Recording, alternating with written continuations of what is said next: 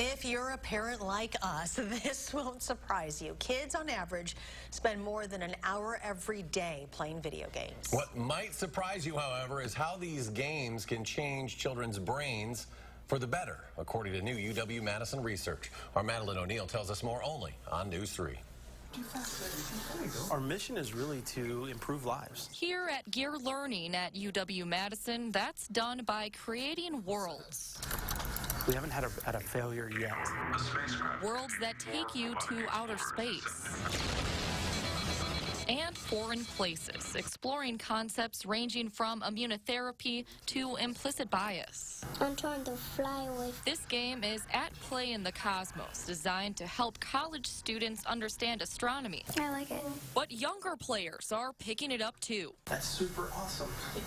You could learn about stuff by using games, by not just having fun, but learning. My hope is that education looks very different than it does today. What's the new system called? Gear Learning's director Mike Beal heads a team designing the future of education. Designing a game is hard.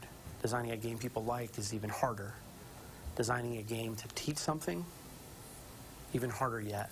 A unique challenge. So no words, no text. Came from Professor Richard Davidson, who leads UW-Madison's Center for Healthy Minds. This was a very ambitious study. Davidson wants to build empathy and generosity in children. Right there. So you look to what's already grabbing their attention. This technology is certainly not going to go away. I kind of like it. About 6 years ago, Beal and developers got to work, collaborating with experts to build crystals of Cador from the ground up. It's a monumental undertaking. They drew out the premise. The player is a robot sent to a planet hundreds of light years away. But right off the bat, you land on this planet, you encounter an alien. The alien's crying. It's sad. Developers built a system where they could control every muscle on the alien's face so players could pick up on nonverbal cues of emotion.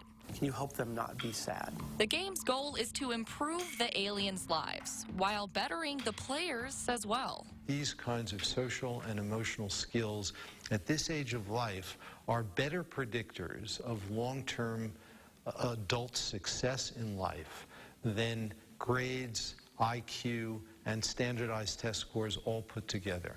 A study looking into the game's effects found that after 2 weeks, some middle schoolers who played Crystals of Cador instead of a control game showed greater connectivity in brain areas related to empathy.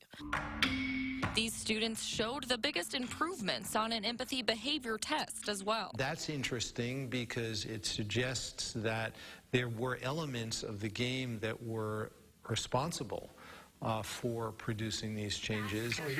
It's only been in the last decade or so, and certainly since we were working with Richie Davidson, that we realized games could have a higher purpose, which is pretty wonderful.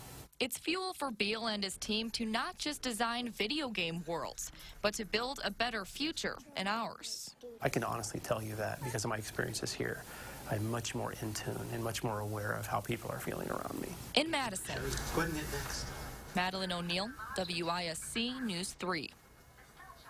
Davidson said games like this could have implications for kids on the autism spectrum who may have difficulty reading emotion. He's currently hoping to work with a game manufacturer to further develop this game concept and make it available on the market.